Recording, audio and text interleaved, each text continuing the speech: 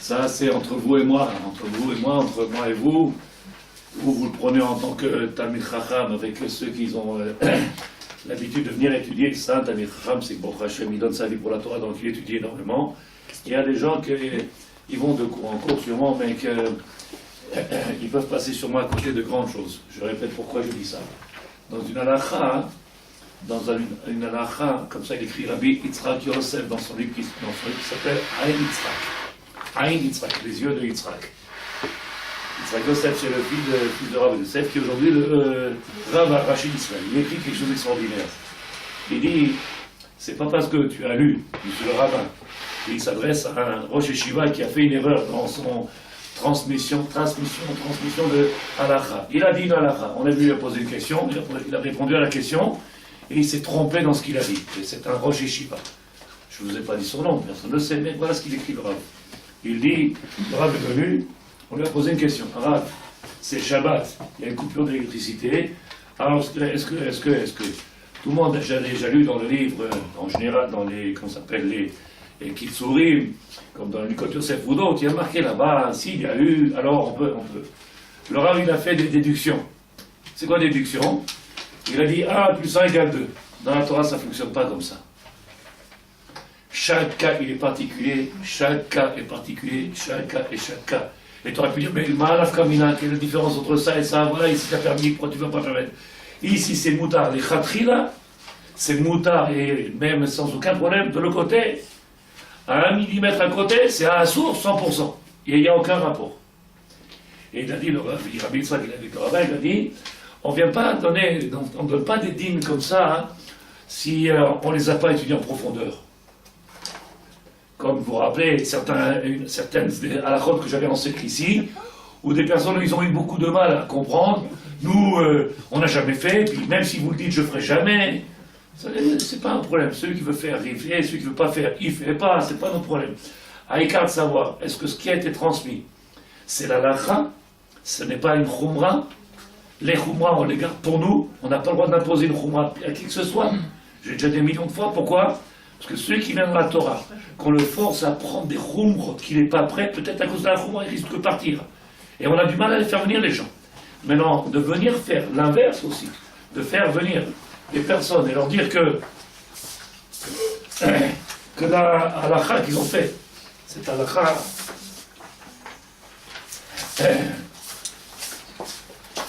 cette façon de se conduire, elle est légère, vous êtes trop léger, et c'est aussi quelque chose qui peut dénigrer les gens, de se sentir comment on ne fait pas notre travail. Halakha le ma'aseh, celui qui fait la halakha comme il est marqué, il est grand. Celui qui fait, je ne sais pas si vous comprenez ce que je dis, celui qui accomplit la halakha, il est très grand. Il y en a qui veulent faire déjà de la Kabbalah, de la Chassidut, il y en a qui veulent monter dans les états. D'avoir la bracha, alvaï, que le peuple y fasse déjà ce qui est marqué dans Shulchan Aruch. Je ne sais pas si quelqu'un y comprend. La dame, elle a eu peur de ce que le Rav il a enseigné. La femme, elle a eu très peur de ce que le Rav il a enseigné. Il lui a dit, malheureusement, ça peut être un des cas possibles. Les gens, ils ont beaucoup de problèmes de parnassa. Alors, et le Rav, il a enseigné dans son cours que si le mari faisait telle chose, alors ça risquait de toucher la parnassa. Et la femme, elle a dit à son mari, tu as vu pourquoi on a des problèmes de parnassa? Parce que. Le mari m'appelle, il me dit, Rav, qu'est-ce qu'on fait? Je lui dis, qu'est-ce qu'il y a de sadique? Ce qui est bien, c'est que le mari vient dans mon cours, la femme va dans le cours d'un autre. Donc maintenant, c'est la guerre entre rabbinim, c'est même plus la guerre entre les gens qui comprennent, parce que c'est comme ça que ça se passe, c'est une guerre, malheureusement. Comme ceux qui sont partis ici, qui sont pas à côté, c'est une guerre. À celui qui fera. La dame, elle est venue, elle a dit, tu as vu ce qu'il a dit le Rav? À cause de ça, maintenant, il y a des problèmes de parnassa, donc il faut que tu fasses ça. Il m'appelle. Je lui dis, qu'est-ce qu'il y a de sadique? Voilà ce qu'il a dit le Rav. C'est de la Kabbalah. C'est de la Kabbalah, c'est pas de la halakha. Il dit alors Rav, alvaï qu'on fasse la halakha. Rav, je comprends pas. Vous pouvez expliquer à ma femme? Non, ça dit. Alors Rav, elle lui explique à elle. J'ai pas de temps à perdre avec les gens. Mais je peux te donner un cas. Un cas. Dans la halakha, c'est marqué qu'on n'a pas le droit de se lever le matin de son lit et de marcher plus de 1,92 m sans avoir fait Netilat Yadayim. Ça veut dire Arba Amot. 1m92. La longueur, la distance de 2 mètres. Ou alors de rester debout, la même valeur du déplacement de 2 mètres. On n'a pas le droit. C'est interdit. Le Shulchan Aruch, il dit, et on a vu ça à la grandeur de Rav Yosef et d'autres possibles comme ça, qui disent que pour certains, on considère toute la maison comme étant la valeur de 1m92. Ça s'appelle Arba Amot. Donc quelqu'un qui vient dans la Torah, quelqu'un qui vient de faire Tchouva, on lui dit Tzadik, tu fais les Tilat Elayim, attention, 1m92. Tu lui dis ça, tu vas le tuer. Qu'est-ce qu'on lui dit? Qu'est-ce qu'on lui dit?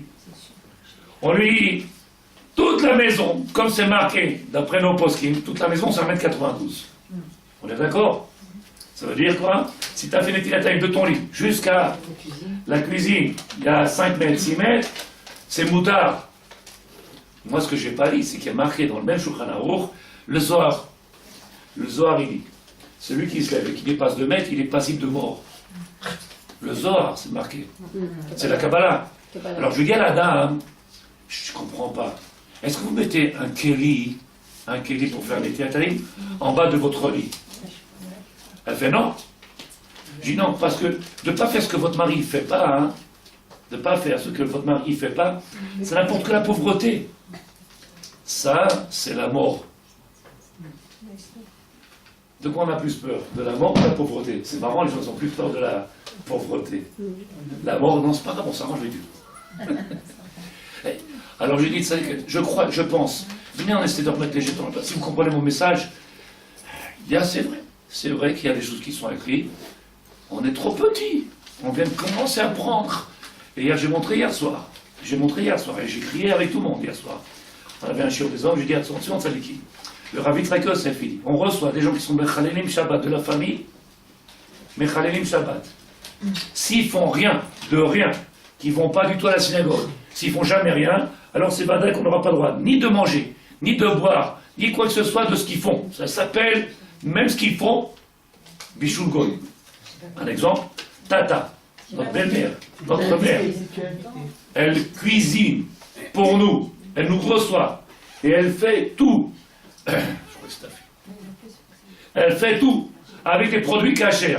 Mais comme elle ne fait pas Shabbat et elle ne fait rien, on n'a pas le droit de consommer ce qu'elle fait. Mais alors cette personne-là, il rajoute une petite chose. Une petite chose. Que cette belle maman, ce monsieur, même monsieur-là, qui vient le Shabbat à la synagogue, il prend la voiture, il transgresse Shabbat, il fait tout de travers, sauf qu'il vient le Shabbat. Et il fait le kiddush. Est-ce qu'on aura le droit de boire de son vin? Est-ce qu'on aura le droit de consommer de ce qu'elle fait? Oui. Pourquoi? Le fait qu'il a montré, qu'il a dévoilé, qu'il vient à la synagogue, qu'il croit en Dieu, qu'il pense simplement qu'il a un problème avec la vérote.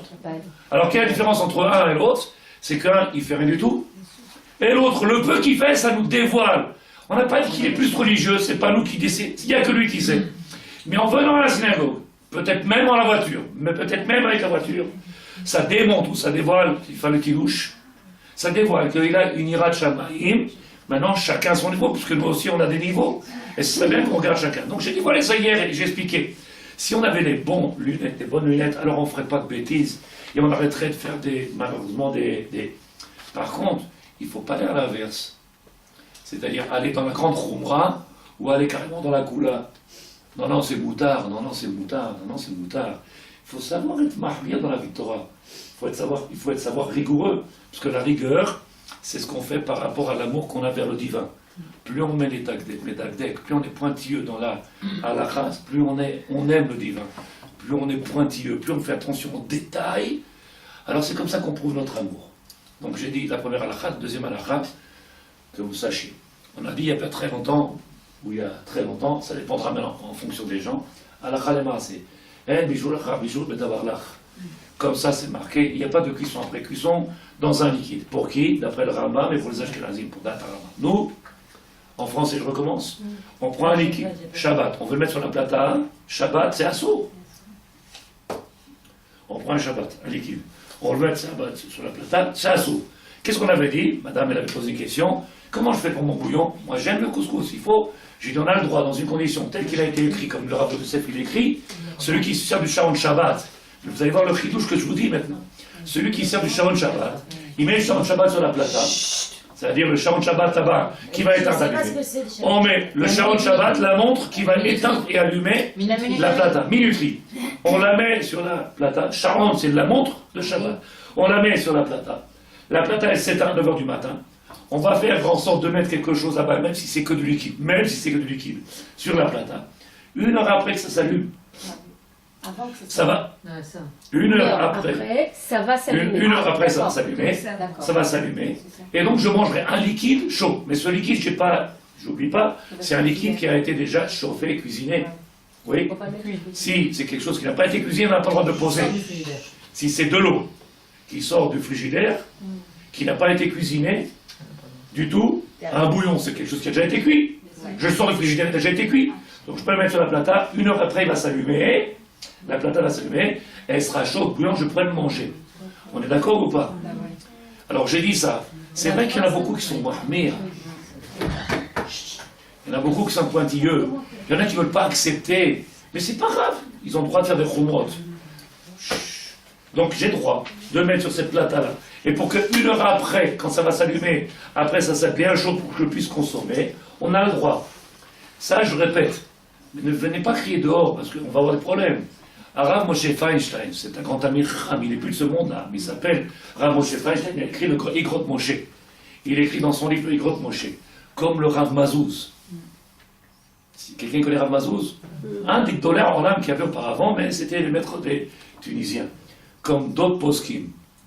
Eux, ils disent que celui qui se sert du Sharon Shabbat, c'est-à-dire de cette montre-là qui allume et qui éteint, c'est aussi Zilzul Shabbat, ça veut dire c'est dénigrer le Shabbat. Pour ces grands sages-là, en tout cas une partie de ces maîtres-là, ils refusent totalement l'utilisation de ce Sharon-là et ils considèrent que ça s'appelle être Mechalel Shabbat, les Zalzel Shabbat. Alors que dans le Rov, dans la majorité des maisons, on utilise le Sharon Shabbat. Pour la lumière, pour, on l'utilise. On ne va pas dire parce que la majorité des gens ils font, alors la est permis. Chacun il a son Rav, chacun ici son Rav, et chacun il ne vient pas emboîter ou angoisser l'autre parce qu'il fait, l'autre il ne fait pas. Mais ce que l'on sait, c'est que celui qui utilise le Sharon Shabbat, il a sur qui se poser, s'appuyer, qui est le Rav de Yosef, il a sur qui s'appuyer, et si un autre il lui dit c'est à Assour, il lui dit c'est vrai, t'as raison, mais moi j'ai pas pris cette direction, j'ai de quoi appuyer à Rav de Yosef qui a marqué Moutar, comme lui, bon, comme d'autres bien entendu. Ça veut dire, et je répète, ça veut dire que un liquide, de le mettre pendant Shabbat sur la plata, c'est à Assour. Les couleurs allemandes, il n'y a pas un qui dira Moutar. Sauf dans un cas où j'avais dit une fois, et je répète, un jour, vous savez, je vous ai dit quand on avait les briques de lait de France là-bas, les briques de lait, UHT. Vous vous rappelez l'angoisse de UHT? Ah, ici, bon, tu vois, j'avais quitté la galoute, j'étais tranquille. UHT. C'est que ça veut dire, ça pasteurisé, ça a été déjà cuit. Oui, vous avez dit, si une maman, elle veut donner du lait à son enfant, ou alors elle veut donner à quelqu'un d'âgé, un peu de lait chaud, on peut mettre directement la brique, directement sans aucun problème, sur la plata, pas dans une casserole. Pas dans une casserole. On prend la brique, on la met sur la plata. La brique c'est d'aluminium à l'intérieur, du carton extérieur d'aluminium à l'intérieur, parce que c'est comme ça que ça tient. Et après quelques minutes, ça va chauffer. Laquelle raison on avait dit c'était le moutard, à une condition qu'on reste à côté et qu'on fasse attention que ça ne monte pas à yad sur les deadbo. Puisque si un liquide il monte à yad sur les deadbo, ça s'appelle bichoul.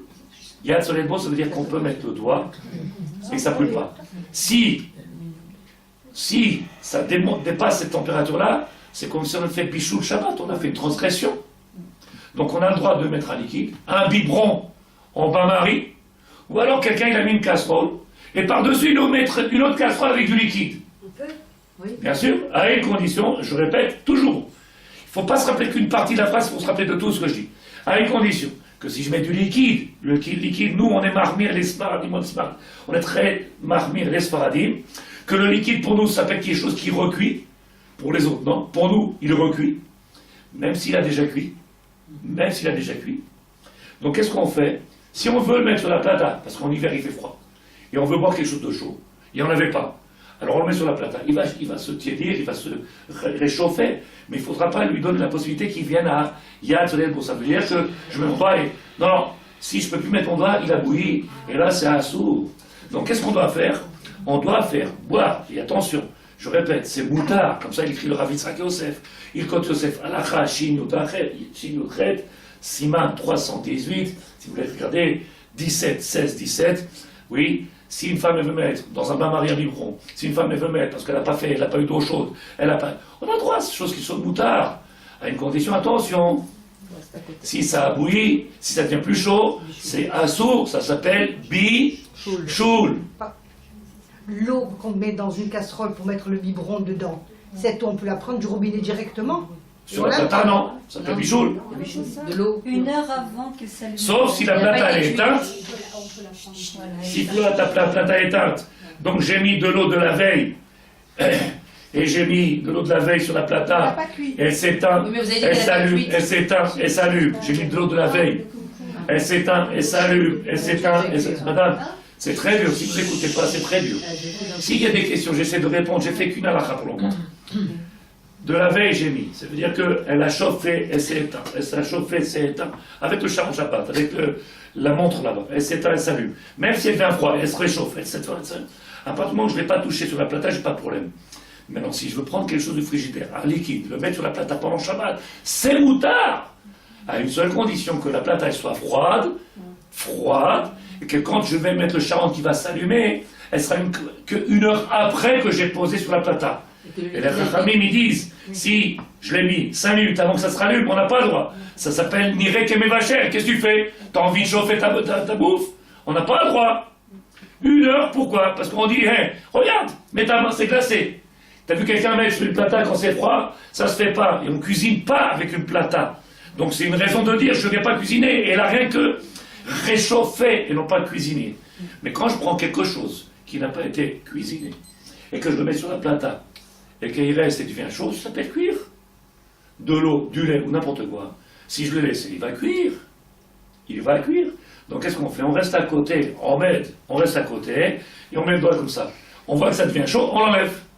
Si on le met, on s'en va, et que ça bouillit, on a transgressé Shabbat Mideoraita. Pas des rabbanan de la Torah. Ça s'appelle bichoul. Bichoul. Est-ce qu'il y a une question? Il y a une question? Oui. Est-ce qu'on peut prendre de l'eau chaude du kumkum pour mettre sur la plata? Le kumkum, il est chaud. La question, c'est tout? Oui. Elle a allumé la plata? Elle n'a pas allumé la plata? Ah, la plata est allumée. Oui. On peut le prendre? Les Ashkenazim, ils font. Les Marocains, ils ont pris sur les Ashkenazim, là, à Tarama, de prendre de Keli Rishon, mettre sur Keli Rishon, c'est-à-dire de Keli Rishon qui est sur la plata, de l'eau chaude bouillante, de la prendre et la remettre dans une autre gamelle, une autre casserole qui serait sur la plata, rajouter. Ils le font. Nous, Sfaradim, on ne fait pas. Pour faire du bain-marie, pas C'est pour ce que- mettre dedans. Alors, ce que j'ai dit, nous, pour nous, non. Pour nous, non. Faut pas en remettre. Nous, une fois qu'on a sorti de l'eau de la plata, on la remet plus sur la plata, c'est terminé. À une seule condition, je répète, que la plata est éteinte, et à ce moment-là, quand je viens, je remets. Elle risque pas de chauffer ou pas de, je mets, 1 heure après, ça se rallume, ça sera moutard. Je sors quelque chose de la plata, les Ashkenazim y permettent, certains Marocains, ils le font comme ça. Qu'est-ce que t'as pas compris, Sarah? Non, on a dit qu'il vaut mieux rien faire. Pourquoi il ne faut pas rien faire, ça déquête? Je te donne un Ça peut exemple. arriver, ne pas rentrer dans les... Sarah, je te donne un exemple. Quand quelqu'un il ne passe pas le problème, demain tu reçois ta maman 90 ans. Elle a froid. Tu dis maman, parce que je ne veux pas être marmé, je ne veux pas me prendre la tête, alors tu resteras dans le froid. Alors que si tu connais la lacha, tu ne bouges pas mamie. Regarde, je vais t'apporter quelque chose de chaud. La malo. La malo. Et c'est même pas ta maman, jusqu'à 120 ans. Ton voisin qui vient, j'ai plus de plata, ça a brûlé. Comment on fait? J'ai pas. Ne bougez pas, je connais.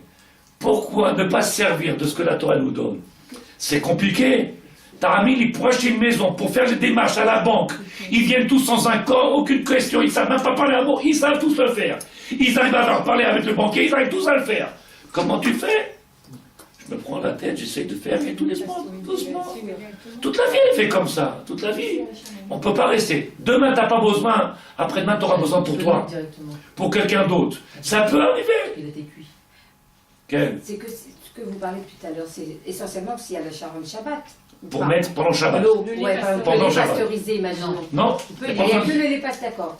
non, j'ai dit Le tout lait liquide. pasteurisé. Tout liquide qu'on veut mettre sur la plata. Attendez. Pendant Shabbat. Oui. Et je veux qu'il chauffe un petit peu. Mais je reste à côté pour ne pas qu'il vienne à cette température de yad sur les Denbo. Alors je peux le mettre pendant Shabbat. Seul problème, il peut arriver, dans beaucoup de cas, où la maman qui a pas plein d'enfants, quand je dis plein, il y en a 3, 4, qu'il y en a un qui tombe, il y en a un qui... Elle vient oublier qu'elle a mis de l'eau sur la plata ou le lait. Elle s'en va et elle revient. Il a chauffé. Elle n'a plus le droit de consommer. Il est bouilli. Si elle le consomme, elle a consommé quelque chose qui a chauffé pendant Shabbat, c'est un issour. Issour. Parce qu'elle l'a fait pendant Shabbat. Alors si elle l'a mis sur la plata, elle était éteinte, qu'elle s'est rallumée 1 heure après, que ça chauffe, c'est moutard. Ça, c'est moutard. C'est pas la même chose. Tu as vu, les deux cas sont différents. Mais ça, c'est moutard. Les khatri là, celui qui veut être pointilleux, qu'il soit pointilleux. Alors on peut aussi mettre de l'eau et rester à côté, si je comprends. Pendant Shabbat. Sur la plata. Pendant Shabbat. J'ai dit de lait ou de l'eau, c'est la même chose. C'est la même chose. De lait, de l'eau ou du lait. Si je reste à côté, que ça ne vienne pas à haute température, de yad sur les bedbos, ça va brûler. C'est quoi température? 45 degrés.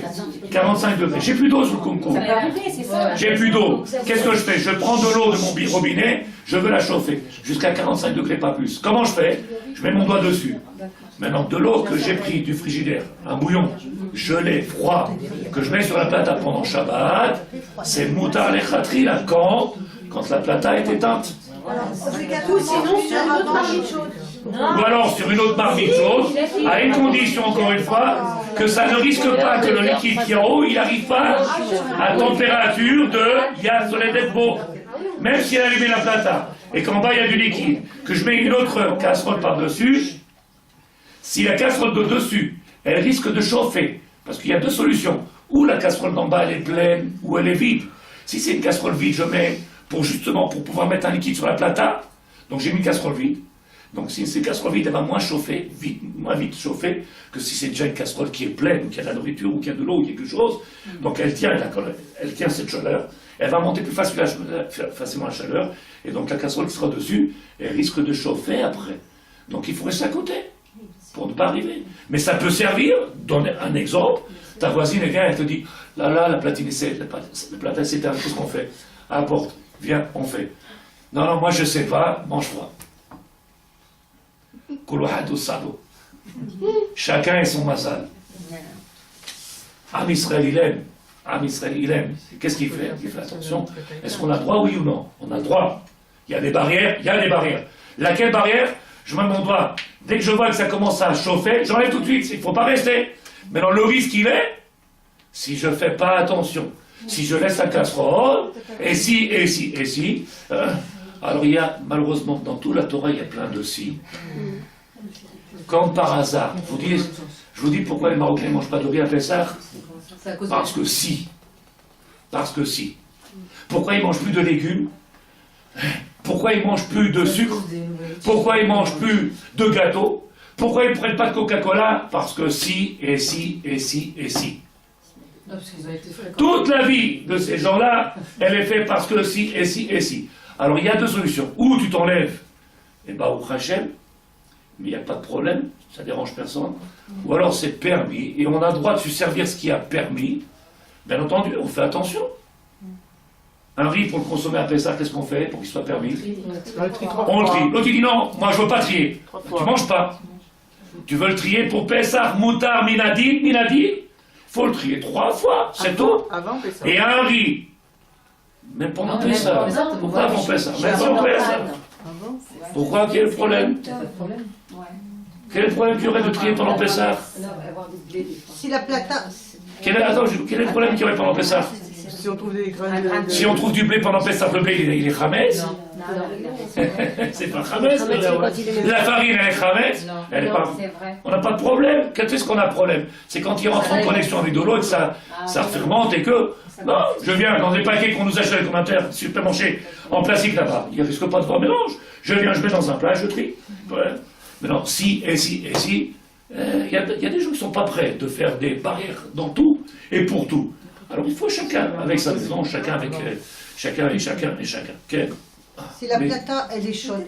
S'il n'y a pas de Shabbat, il n'y a pas de Shabbat toute la nuit, la plata, elle reste chaude. Mais il n'y a rien de manger dessus. Oui. Et le lendemain, c'est un poulet simplement. Il n'y a pas de. On peut le mettre, on peut mettre Un chauffer poulet sans bouillon, sans bouillon. bien sûr, le khatrila. Vous avez dit, vous venez de. Solide, j'ai dit. Liquide. Les khatrila. Liquide, j'ai dit, où est le Non, problème? vous avez dit que la plata, il faut qu'elle soit froide. Pour mettre un liquide. Ah, le liquide, oui. Heureusement que j'ai reposé la question. Tu as bien fait. Tout liquide qu'on veut mettre sur la plata, tout liquide. Nous, Sfaradim, on est mahmir, on est très pointus. Oui, oui, oui. Les autres, ils font. Nous, on est très pointus. Qu'est-ce qu'on fait? On veut mettre un liquide sur la plata pendant le Shabbat. C'est moutard. Et j'avais dit à l'époque, madame, elle m'a dit, comment je vais pouvoir manger mon couscous? Bien sûr, pourquoi pas, la sœur? Mange! Shabbat, il a été fait pour toi, donc comment?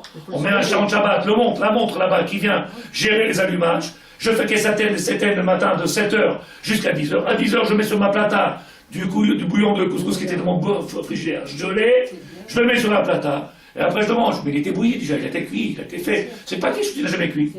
Et je le mets sur la plata. Moudar, et ça, il y en a qui ne veulent pas. Talvo ala bracha. Il sera béni celui qui se met des barrières dans sa vie, mais qui n'empêche pas les autres de vivre. Okay. Là, Il faut poulet, surveiller aussi. le poulet, quand on veut le mettre sur la plata Shabbat, Oui. la plata elle est chaude. Elle a son jus, mais c'est pas de l'eau, c'est sa sauce. Oui. Est-ce que ça. Moudar le khatrila. Puisqu'il avait dit, vous avez dit. Moudar le khatrila. Quand le rov, il est yavesh, quand la majorité. Pour les Sfaradim, il ne faut pas dire quelqu'un d'autre. Nous, Sfaradim, quand le rov, la majorité, elle est yavesh, elle est sec, du poulet, de la viande, des pommes de terre, du poisson, et qu'il y a une sauce, même s'il y a Un peu gelé comme ça. gelé, de l'huile qui fait comme ça, génifle et tout, moutard, moutarim lachem, moutard, mange, fais Shabbat, mange. J'ai pas compris, j'ai pas compris. C'est une Tu majorité. prends un poulet avec du gel qui était au frigidaire, avec toute sa gelée, l'huile qui est venue congeler. Sur la plata pendant Shabbat, oui. Si c'est l'Europe, la majorité du ski en solide. Alors il un est ragoût. Un ragoût.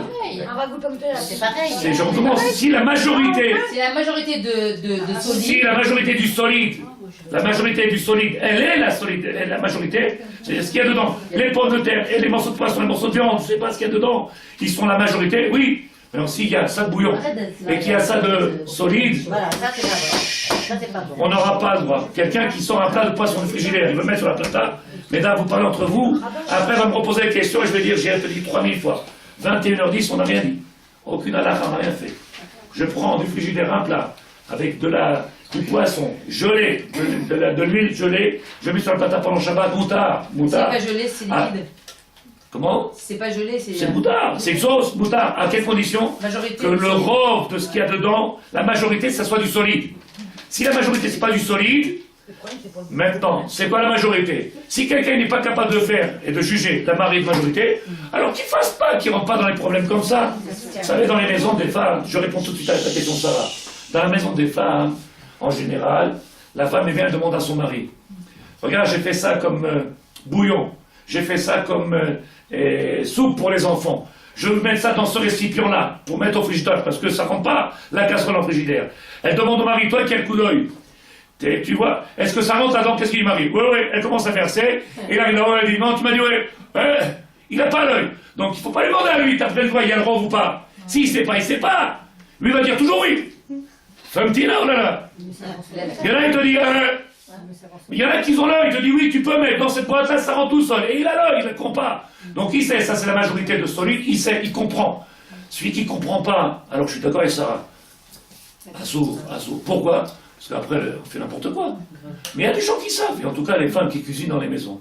Ils savent, ils ont cuisiné, ils prennent une casserole, ils ont devant eux 5, qu'on appelle ça, ustensiles. Ouais, comment on appelle, tu l'as dit? Tupperware. Tu prends un tupperware là-bas, tu sais lequel qu'il faut, couleur bleue, vert, jaune, tac, elle met, bidou qu'elle sait. Il y a des femmes qui n'ont pas la main, et il y a des hommes qui n'ont pas les yeux. Ça veut dire qu'il ne faut pas leur dire, qu'est-ce que tu penses? C'est pas chaud. Donc on a dit deux halachot. Et pour cette halakha-là de Shabbat, je vous ai dit pour la plata de Shabbat, n'oubliez pas, nous c'est moutar lechatri là, c'est pas une koula qu'on nous a fait. C'est pas on a dit on a fermé les yeux, chut, est-ce que c'est pas grave? C'est moutar. Seul problème, c'est que je vous ai rajouté, pour ceux qui sont mahmir aujourd'hui, le sharon Shabbat, c'est pas qu'il est interdit pour la plata, pour ceux qui sont mahmir. C'est interdit pour l'électricité, c'est interdit pour le chauffage, c'est interdit pour le masgan, c'est interdit. Donc ou t'es mahmir ou t'es pas mahmir. Oh, mais moi, je mis les mouchouma. Alors laisse les autres tranquilles, ils ont mis les mouchouma où ils veulent aussi. Chacun met des roumottes où il veut. Il y en a qui s'en servent pour une chose, l'autre qui s'en sert pour 3 choses. Chacun en fonction de ses besoins. Halakha Bezrat Hashem. Est-ce que vous avez compris toute la halachot? C'est-à-dire que je pose des questions, vous me donnerez les réponses la semaine prochaine. Vous me donnerez les réponses la semaine prochaine. Je lis avec Ken. Par rapport aux questions là qu'on va vous répondre la semaine prochaine. Je t'écoute. Non, je vois ça. Je t'écoute. Bon, c'est. Il manque un bout de phrase. C'est sûr que vous savez qu'on va trouver les réponses, mais c'est sûr il y a toutes les réponses. Hein. C'est dans les livres et tout. Il n'y a pas d'arnaque, il n'y a pas un piège. Ah oui, Israël. J'attendais tout sauf celle-là, ça avec Par contre, il manquait un bout de phrase là sur la genou, non? Comment? Il manque un bout de phrase sur la genou, non? On va faire ensemble, ça d'équipe. On va faire ensemble, ça d'équipe, avec vous. On est prêts? Oui. Vous êtes prêts? Question numéro 1, je lis avec vous. Badaï, je ne donne pas de réponse. Mesdames, Badaï, je ne donne pas de réponse. Maintenant, comme ça, on peut chercher à la maison. Et je vous ai donné de quoi travailler avec votre mari, avec les enfants, et vous venez. Si c'est simple, tant mieux, mais peut-être dans les cours prochains, ça sera encore plus compliqué. Là, on a fait que de la route pshoutot, simple. Comme ça, vous allez voir. Mais que personne ne réponde d'une à l'autre, car vous travaillez seul. Alors, deuxième question, c'est la question de la Bezrat Hashem. À quel moment de la préparation à la sortie du four est-il possible de faire le prélèvement de la chala? Je repose la question numéro 1. On veut faire le prélèvement de la chala, de la lacha? La chala. La chala. De la chala? Qu'est-ce que j'ai dit? La lacha, oui, je suis dans la lacha. Je veux faire le prélèvement de la chala, faire le prélèvement. Si je ne l'ai pas fait au début, si je ne l'ai pas fait au milieu, je ne l'ai pas fait à la fin, on peut le faire à plusieurs moments, à un seul moment. Alors j'ai marqué, à quel moment de la préparation, il ne manque pas des mots parce que c'est marqué comme ça, à quel moment de préparation, à la sortie du four, est-il possible de faire le prélèvement de la chala? Est-ce que quelqu'un n'a pas compris la question? Oui, quel rapport avec la sortie du four? Jusqu'à la sortie du four. De la préparation, mesdames, laissez-moi expliquer. J'explique. De la préparation de ton pain, la farine, avec le za'atar, je dirais rien du tout, jusqu'à ce que ça soit sorti du four. Jusqu'à ce que ça soit sorti du four. Oui, c'est ça la question. De ce moment-là, jusqu'à la sortie, est-il possible de faire le prélèvement de la lacha? De la chala. C'est pas chaud, c'est la lacha. C'est là la fin. Donc ça veut dire qu'il y a sûrement, il y a quelque chose que l'on fait systématiquement, qu'on fait en permanence, et vous me faites faire trop dire de choses, et il y a sûrement des fois qu'on peut le faire dans des cas ou des cas, et là donc j'ai dit maintenant trop qu'il ne faut, et c'est trop, c'est dommage. Deuxième halakha, toujours dans la chala. Quels ingrédients doivent être présents pour pouvoir faire le prélèvement de la chala? Est-ce que je ne sais pas si c'est pas choute ou pas? Quel ingrédient? Ça veut dire qu'on met des choses dans la pâte. Oui. Quels ingrédients doivent être présents pour pouvoir faire le prélèvement de la chala? Donc on met sûrement des ingrédients. Voilà, il faut dire ce qu'il y a. Il y a sûrement plusieurs pâtes de qualité. Il y a sûrement et sûrement.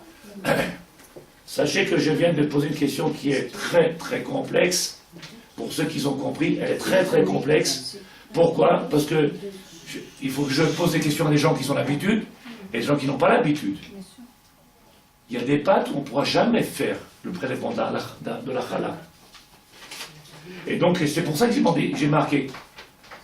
Quand je vais mélanger de la farine avec certains ingrédients, ils doivent être présents. Dans ce cas-là, on peut faire le prélèvement. S'il n'y a pas ces ingrédients-là, malheureusement, on ne pourra pas faire le prélèvement. J'ai dit trop. Voilà, c'est bon. Et donc ça voudrait dire que si une femme dans sa maison, elle fait certaines choses pour donner à ses enfants, pour donner au mari, pour aller à l'école, et qu'elle fait, et surtout qu'elle vient, elle fait la bracha en plus pour faire le prélèvement, on lui dit, aïe la ziza, lama, mais faux. Oh, on m'a pas dit, le Rav l'a dit. Quelle ça dit quelle question, c'est quoi? Mais c'est pour ça justement, parce que comme elles sont très complexes vos questions, elles sont simples, d'accord. Bon, moi pour moi elles sont complexes. Ishtabar chez moi. Alors, dans quel bouquin je me dirige? dans un livre qui s'appelle Halakha dans un livre qui s'appelle Halakha, dans Internet, elle a dit, je sais pas, mais dans tous les livres pour les femmes où on apprend les lois Halakha de Chala, ou dans Patachila, où je ne connais pas. Moi j'ai un livre qui s'appelle spécial pour la Chala. Ah, voilà, c'est ça. Mais Il y a un livre pour les femmes. il y a un livre pour les femmes et il y a un livre pour les hommes, ça c'est avec la Gemara, Shulchan Aruch, et avec. Il manque un bout de phrase. Tu vas prendre ça. Et le par, non. Oh. La troisième question, Bezrat Le Hashem. par, il est en plus. Le par, il est en plus. Il n'y a pas de C'est par. un peu caprice qu'on cherche. Hein. C'est quel Non, parce qu'aujourd'hui, question simple. Demain, tu verras les questions, il faudra une On les a semaine. fait déjà tout ça. Bah oui, alors c'est Non, mais en bien. même temps, ça permet de réviser. Ça te permet de voir si tu sais ou pas, la semaine prochaine, Bezrat Hashem. Et quand on va arriver dans les autres questions, tu verras si ça prend la triche. Tu vas me dire une semaine, c'est court, Rav. Question numéro 3. À qui incombe la mitzvah de prélèvement de Chala? Qui est-ce qui doit faire la mitzvah de Chala? À qui incombe la mitzvah de Chala? 4. Pour quelle quantité de farine selon les Sfaradim? J'ai bien dit les Sfaradim. Puisqu'il n'y a pas Marlok, l'autre va dire oui, mais moi j'ai vu, c'est marqué, c'est marqué. Moi j'ai pas, je dis, nous Sfaradim, combien on prend? On procédera au prélèvement de la Chala.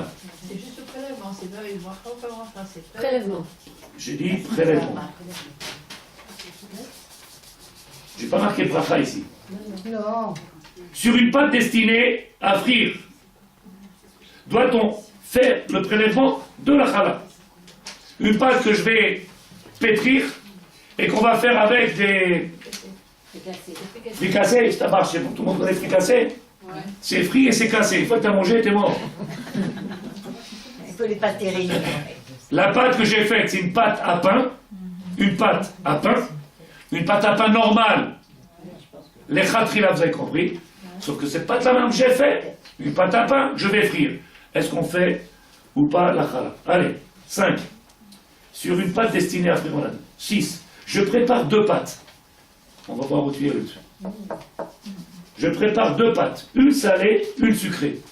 Chacune font 900 grammes. Doit-on faire le prélèvement? 2 pâtes. Mais chacun son Séparé. côté, là. C'est séparé. J'ai rien dit. Et... J'ai pas dit séparé, pas séparé. Je prépare 2 pâtes. Tu les gardes pour toi, tu les donnes pas à quelqu'un. J'ai rien dit de Sadeket. Je prépare. J'ai rien dit de Sadeket. La question que tu poses, elle arrive juste après. Quelle quantité doit-on prélever quand on fait le prélèvement sur la chala? À la chalema, c'est combien il faut enlever? 600 grammes, 800 grammes. Bon, c'est beau, ça fait beaucoup sur un pâté. Combien on doit enlever? Numéro 8. Numéro 8. La chala destinée à l'origine au Kohen. À l'époque, quand on faisait le prélèvement de la chala, à qui on donnait la chala? On donnait au Kohen. Aujourd'hui, il n'y a plus de Beth Amikdash, il n'y a plus de Kohen. Peut-on la lui donner à consommer plutôt que de la jeter? C'est une question simple. Est-ce que je peux prendre la chala que j'ai enlevée, la donner au Kohen?